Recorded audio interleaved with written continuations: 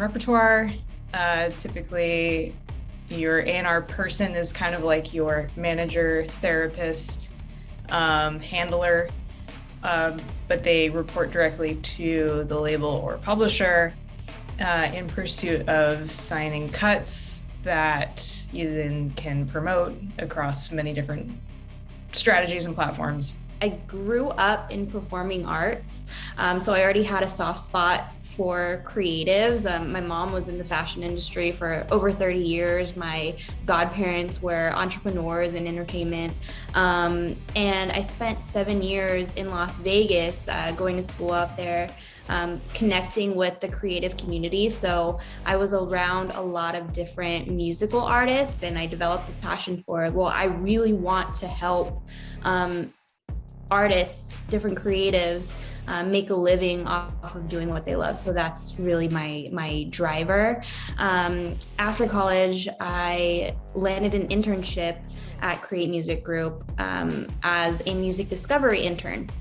And at the time, obviously, A&R is like the star position that everyone knows about when you get into the industry, like not knowing like what other positions were out there, like how I could maneuver myself to get into a position that I wanted. But really started out as an intern and ended up finessing my way into, well, what can I do? Like, how can I bring artists on board, like as a learning experience? Who do I have to talk to gain permission?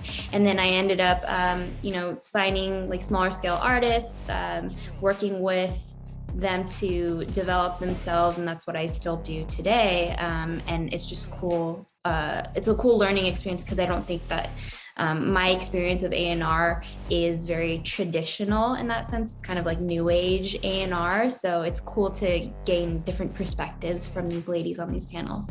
Finding a sonic trend that I think you already see bubbling up, like Gen Z is already finding catalog music, like they are on it, like, and they're putting it on TikTok, and then people are rediscovering those songs. Like there was a band that got signed to Warner that put a song out in 2014, got dropped by their label. The song goes back onto TikTok and they got re-signed by Warner Records, which is like crazy, off of a catalog song. Because a lot of a lot of shallow catalog, which is the things that were like within the last 10 years, a lot of that stuff just got missed. Like, we didn't, the people, especially in like the early 2010s, didn't have like the same forums to share the songs that they were finding as people today do. And so like with a platform like TikTok, if you can kind of tap into like those songs that people just like didn't hear the first time around. We have the research boys and girls at the labels too. So that's something, if you guys are good on social media, I know a lot of peers and friends who like sit on the internet and they just sit and they watch the trends, they watch the numbers, and they see what everyone is listening to in the sounds, and they bring it to us, the research guys. And every week we have a A&R meeting where we bring up, hot stuff or either stuff that the researchers found. So that's something too you guys can look into if you are, good with the internet and always what's first. Because not anymore, which I don't mind. I'm fine with saying this. I don't really get on SoundCloud. I don't really look for stuff anymore. It comes to me. If it's meant to be, it's gonna come to me. But I'm around a lot of people who are on those platforms, and they bring it to me. Also for people who wanting to be artists. My question is, as a college student trying to be an A&R, what should I major in? No. You don't need school. No, listen. I guess. Yeah, probably. Get your degree. Something else, psychology, something else to fall back on. Honestly, do that. Like, get a degree in something that's like a skill of some kind, so that like you can like bring that into it. But basically, you're in college just so that you can get internship credits. Seriously, like mass media, mass communications. Yeah, I majored in marketing and psychology. Yeah. I think whatever you major in, you can find a way to tailor that to the music industry, because I think skill is skill, and if you're passionate about something, you're gonna find a way to like transfer that over.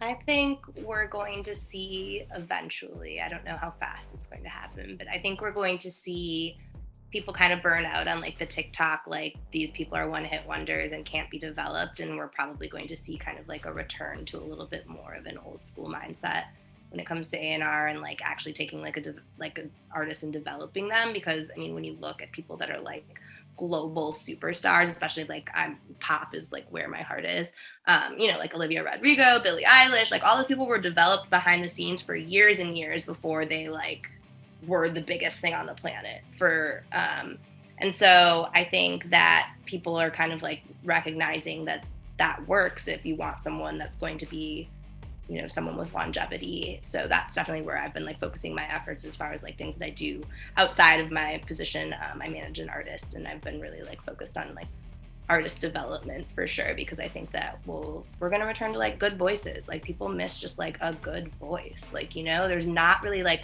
if you can find a good male R&B singer right now, like that is the holy grail. There's like very few dudes to be your feature. It's like Lucky Day, Masego, like who else do you have? Like, you know, I mean, like there's not really like a lot of options. Young Blue, but like, okay, yeah, that's 3. Like I can't really, you know, I mean, outside of like the superstars, like The Weeknd and stuff. You can have like this just a revolving door of people coming in and out of sessions. So like, you know, literally writers in our camp would probably hit up China and be like, hey, I see you have a recording act, you know, recording in North Hollywood. I got a writer who did these XYZ cuts for these other artists. Do you have any sessions open? And then there's just this constant door of like acts coming in and out. Most of those songs don't go anywhere. They just sit. But they're demoed, and then you have this like another set of catalog, right? So you got sync catalog, you got cuts that just sit and they wait until somebody, I mean, we had a situation where like Pitbull was interested in a song that, you know, we wrote, that one of our artists wrote, and you just hold on to it. And that it's literally just this like time bomb of pop hits that you just wait and you see if it lands. It's an incredibly eclectic and diverse like industry. Like the publishing side of A&R is bananas. Like I could go on and on about how, you know, particular it is and what you get involved in, and you know, it's oh my god, it's a whole thing.